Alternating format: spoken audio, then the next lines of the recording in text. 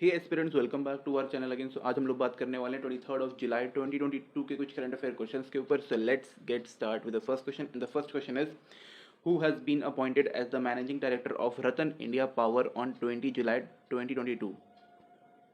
So right answer of first is A which is Brijesh Gupta. Okay, तो यहाँ पे इनको मैनेजिंग डायरेक्टर बना दिया गया है किसका? रतन इंडिया पावर का। रतन इंडिया पावर जो है वो एक प्राइवेट पावर जनरेशन कंपनी है जिसके पास अराउंड 2700 मेगावाट का यहाँ पे इनके पास पूरा प्लांट है। ओके, थर्मल पावर प्लांट है। ओके, कहाँ पर? महाराष्ट्र में।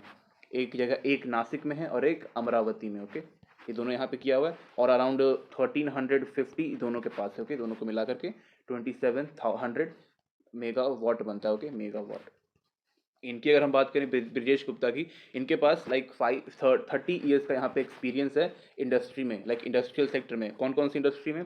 रिन्यूएबल इंडस्ट्री हो गया, स्टील हो गया, wait a second, renewable, steel, इसके अलावा यहाँ पे अपना हो सकता माइनिंग है एंड कमोडिटी। ये यहाँ पे कुछ 4-5 अलग अलग कंपनीज में, इंडस्ट्रीज में इनको काफ़ी अच्छा खासा वर्क स्पेस इनको मिला हुआ है। Except that he also work for USA, मतलब काम किया उन्होंने यूएसए के लिए, ईरान एंड मिडिल ईस्ट में भी उन्होंने अच्छा खासा काम किया। ओके, साथ ही में इन्होंने अडानी इंटरप्रेन्योरशिप के साथ भी यहाँ पे काफ़ी अच्छे तरीके से काम किया। इट मीन्स आप कह सकते हो कि भाई ये प्राइवेट कंपनीज के साथ भी इन्होंने काफ़ी अच्छे तरीके से काम किया है एंड समटाइम जो पब्लिक कंपनीज या फिर गवर्नमेंट कंपनीज के साथ भी इन्होंने अच्छे तरीके से काम किया। Okay, so next question is who is the whole time member of Insolvency and Bankruptcy Board of India of the central government appointed in July 18, 2022? So right answer of second is C, which is Jayanti Prasad. Okay, तो जयंती प्रसाद को यहाँ पे 5 years के लिए appoint किया गया। ये एक Indian audit and account services के 1986 बैच के ऑफिसर हैं और इनके पास लाइक कह सकते हो कि इनके पास काफ़ी बड़ी जिम्मेदारी होती है, जैसे कि नेशनल ऑडिट, साथ में international audit, human resources administration, एक second, administration, even international relations भी इनके पास होता है, साथ में taxation, legal and court matters भी होते हैं, जो भी मतलब ऑडिट या फिर फाइनेंस के सेक्टर में वो भी इनको देखना होता है। ओके, तो जो मैंने आपको बताया आई ए एंड ए एस, ये जो है ये बेसिकली, अरे गलत हो गया, it's I A and A S. It's जब आप U P S C C S E का एग्जाम दोगे सिविल सर्विस का, तो उसमें ये भी एक ऑप्शन रहता है जॉब प्रोफाइल के लिए। ओके, तो काफ़ी अच्छी जॉब है। यहाँ पे याद रखिएगा जयंती प्रसाद को यहाँ पे क्या अपॉइंट किया गया? इंसॉल्वेंसी बैंकरप्सी बोर्ड में एक मेंबर यहाँ पे फुल टाइम यहाँ पे अपना अपॉइंट किया गया। Okay, so next question is 13th Petersburg Climate Dialogue begins in which country? So right answer of third is it's A, which is Germany. Okay, तो जर्मनी में बर्लिन नाम का शहर है, वहाँ पे ये हुआ था। ओके, तो बेसिकली आप ये पीटर्सबर्ग क्लाइमेट डायलॉग और कोप 27 यानी कि conference of party 27th addition को याद रखिएगा, काफ़ी इंपॉर्टेंट है। यहाँ पे बेसिकली क्लाइमेट चेंज के ऊपर बात होता है कि भाई जो भी हम लोग इंफ्रास्ट्रक्चर यहाँ पे इस्तेमाल कर रहे हैं उसको हम लोग जल्दी से इम्प्लीमेंट कर दें और उसको इम्प्रूव करें।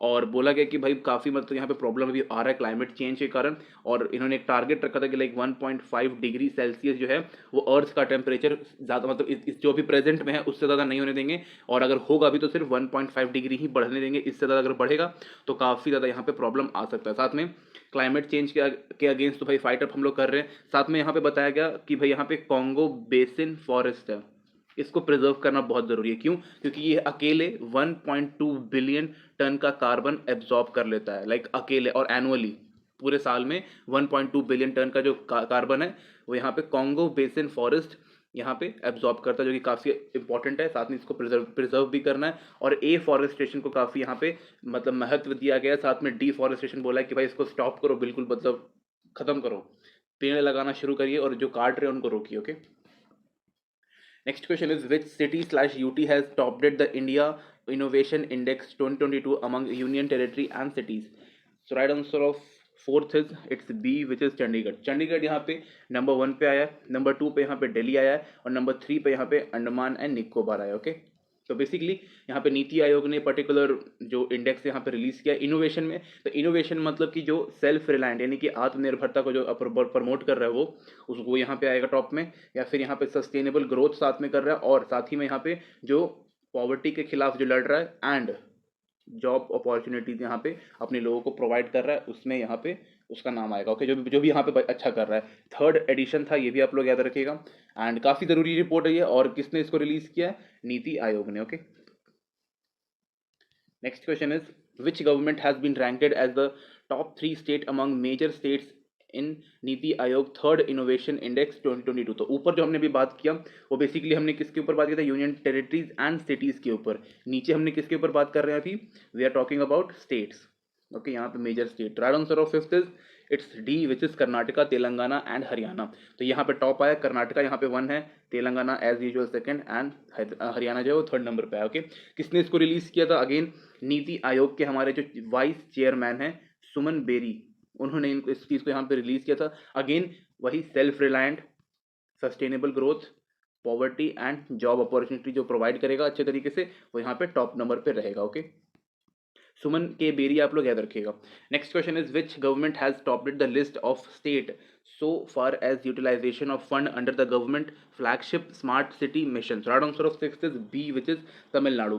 तो जो भी यहाँ पे स्मार्ट सिटी मिशन के तहत जितना भी फंड दिया गया था, कौन सी स्टेट ने सबसे अच्छा परफॉर्म किया है या फिर किसने सबसे ज़्यादा मतलब यूटिलाइज कर लिया फंड का, वो तमिलनाडु। तमिलनाडु को कितना मिला था, इट्स 4333 करोड़ रुपीज़ यहाँ पे इनको मिला था, जिसमें से इन्होंने 3932 करोड़ रुपीज़ इस्तेमाल कर लिया है for developing there smart city. Okay, इसके बाद दूसरे नंबर पे अपना यूपी आता है, इनको यहाँ पे 3142 मिला था और इन्होंने यूटिलाइजेशन 2699 करोड़ रुपीज़ यहाँ पे कर लिया है। ओके, याद रखिएगा। एंड एक्सेप्ट दैट यहाँ पे 100 डिफरेंट स्मार्ट सिटीज़ बनाने के लिए कहा था ऑल ओवर इंडिया में, और इसको 25 जून 2015 को यहाँ पे इसको लॉन्च किया गया था। ओके, एंड यहाँ पे बोला गया था कि भाई 100 करोड़ रुपीज़ जो है वो पर स्मार्ट सिटीज़ को आप दोगे, मतलब कि लाइक डेवलप करने में यूटिलाइज करोगे। एंड उसमें से बहुत सारी स्टेट जो है जिन्होंने अच्छा काम यहाँ पे किया है, काफ़ी ने शुरू भी नहीं किया, तो आप इसके ऊपर पूरा मतलब जो मिलता है आर्टिकल वो आप पढ़ सकते हो द हिंदू से। Okay, so next question is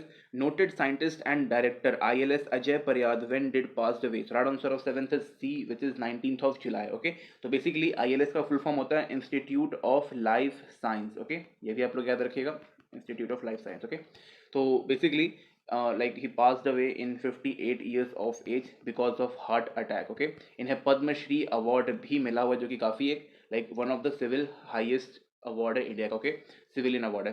accept that इन्होंने काफ़ी बड़ा कंट्रीब्यूशन अपना दिया था, कब, कोविड-19 के टाइम पे। लाइक आईएलएस जो है इसके तहत लाइक ये डायरेक्टर भी रह चुके हैं इसके, एंड यहाँ पे एक जीनोम सीक्वेंसिंग होता है, इस टेक्निक के तहत इन्होंने कोविड-19 का के बारे में पता लगाया था और फिर आगे जाके भाई जो भी वैक्सीन बनाने में जो सहायता है उन्होंने प्रदान किया था। ओके, तो काफ़ी बड़ा योगदान रहा है इनका, एंड छोटा मोटा नहीं है भाई, मतलब जब पद्मश्री मिल गया तो भाई समझो कि बेस्ट है। Okay, so next question is which government launches Swanirbhar Nari to empower weavers? So right answer of 8th is A which is Assam. तो असम में जितने भी लाइक हैंड वीवर्स हैं या फिर हैंडलूम में काम करने वाले लोग हैं उनको यहाँ पे एम्पावर करने के लिए बोला गया, specially for womens. Okay, and बोला गया कि भाई जो ये हमारा ट्रेडिशन चल रहा है इसको भी हमें प्रिजर्व करके रखना है, और या फिर आप इसको हेरिटेज भी आप बोल सकते हो। ओके, एक्सेप्ट दैट इसको लॉन्च किसने किया था, सीएम जो असम के चीफ मिनिस्टर हैं हेमंत बिस्वा साहब, उन्होंने इस चीज़ को यहाँ पे किया था। एंड बेसिकली जो भी ये लोग जो प्रोडक्ट यहाँ पे रिलीज़ कर रहे हैं इनको यहाँ पे वेब पोर्टल में मतलब सेंड करने के लिए, या फिर आप कह सकते हो कि सिंपल ये उसको वहाँ पे पब्लिश करने के लिए मतलब किया जाएगा, सो दैट कि जो इनका जो बूस्ट है वो इनको मिल सके इनकम में, और जो इनका प्रोडक्शन है वो यहाँ पे बढ़ सके, और साथ ही में जो इनका प्रोडक्ट है वो ऑल ओवर इंडिया अलग अलग जगह पे पहुँच सके। ओके, साथ ही में जो इनका जो प्रोडक्ट का डिमांड है वो भी यहाँ पे बढ़ सके, तो इसको काफ़ी अच्छे तरीके से किया गया है। एंड बोला गया कि भाई प्लीज़ इसको कंटिन्यू रखिए बिकॉज ये हमारी एक धरोहर है। Okay, heritage.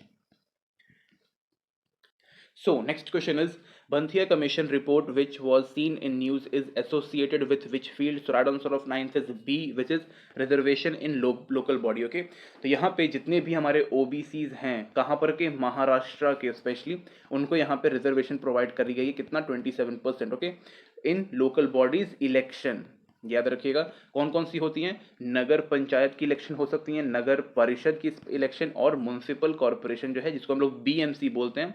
ओके, यहाँ पर भी इलेक्शन प्रोवाइड करने के लिए बात की गई है, साथ में ओबीसी को यहाँ पर रिजर्वेशन दी गई, कितना 27%। ओके, यहाँ पे 6 मेंबर कमेटी थी, और इसके तहत जब पूरा फैसला आया तो सुप्रीम कोर्ट ने कहा कि भाई आप इसके तहत इलेक्शंस को कंडक्ट करवाइएगा। ओके, इसका पूरा यहाँ पे नाम है क्या, it's Jayant Kumar Banthia commission. Okay, याद रखिएगा 6 मेंबर की इसमें कमेटी थी। Next question is who has been selected as a 15th president of India? सबको ये पता चल चुका होगा, right answer of 10th is it's B which is Draupadi Murmu. Okay, तो ये 15th प्रेसिडेंट बन चुके, ये नंबर इंपॉर्टेंट है। Except that she belong from Orissa, and कह सकते हो कि आप ये सेकेंड फीमेल, ये मेल हो गया, फीमेल प्रेसिडेंट ऑफ इंडिया हैं, and except that she belong from NDA, national democratic alliance, या फिर सिंपल भारतीय जनता पार्टी से ये यहाँ पे बिलोंग करती हैं। ओके, और इनके सामने कौन थे? यशवंत सिन्हा, मतलब यशवंत सिन्हा इनके कॉम्पिटिटर थे। ओके, या फिर ऑपोजिशन के लीडर, मतलब ऑपोजिशन की तरफ से कैंडिडेट थे। ओके, एक्सेप्ट दैट ये झारखंड की गवर्नर रह चुकी हैं, फॉर्मर गवर्नर भी आप कह सकते हो, एंड ये फर्स्ट ट्राइबल प्रेसिडेंट हैं, एंड ये शेड्यूल्ड ट्राइब से बिलोंग करती हैं। कौन सी ट्राइब, इसका नाम बता देता हूँ मैं आपको, Santhali, NTHALI। Okay, Santhali tribe से यहाँ पे बिलोंग करती हैं। तो आपके जितना भी इनके बारे में जितना भी आपको इन्फॉर्मेशन मिलता है, आप इन पूरा कलेक्ट कर लीजिए, बिकॉज ये क्वेश्चन काफ़ी इंपॉर्टेंट है।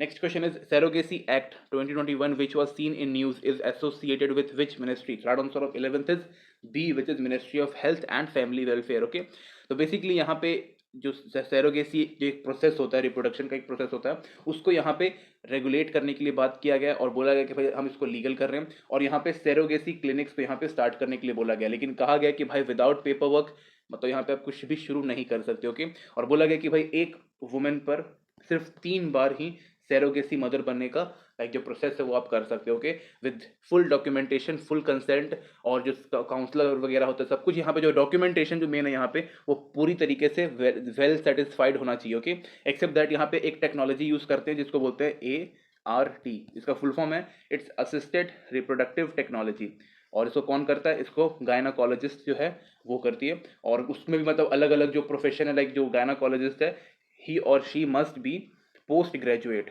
ओके, और जितने भी यहाँ पे वर्कर्स होंगे they all are must be qualified, जो सरोगेसी क्लिनिक होगा वो भी यहाँ पे रजिस्टर्ड होना चाहिए। तो काफ़ी यहाँ पे प्रोसेस यहाँ पे फॉलो किया जा रहा है। ओके, तो काफ़ी अच्छी बात है, कोई इसमें प्रॉब्लम नहीं है।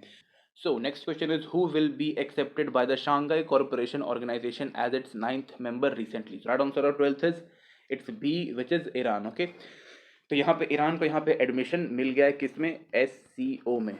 SCO मतलब शांघाई कॉर्पोरेशन ऑर्गेनाइजेशन, बीजिंग में इसका हेडक्वार्टर है, China. Okay, except that SCO में यहाँ पे अभी तक 8 मेंबर्स थे। कौन कौन से? China, Kazakhstan, Kyrgyzstan, Russia, Tajikistan, Uzbekistan, India and Pakistan. Okay, but अब यहाँ पे एक और नाम आ जाएगा ईरान का। तो ईरान को यहाँ पे काफ़ी अच्छी यहाँ पे अपॉर्चुनिटी मिली है, और इन जितने भी कंट्रीज है उनके साथ ये डायलॉग कर सकता है, टेक्नोलॉजी ले सकता है भाई, मतलब बातचीत अच्छे से हो सकता है, और जो उसके प्रॉब्लम्स हैं उसको हम एड्रेस कर सकते हैं एक इंटरनेशनल प्लेटफॉर्म के ऊपर। ओके, एक्सेप्ट दैट 15 जून 2001 में ये ऑर्गेनाइजेशन बना था, जो कि काफ़ी इंपॉर्टेंट है। इसको ईरान को यहाँ पे किस समिट में लिया गया? 21st summit of SCO। कहाँ पे हुआ था?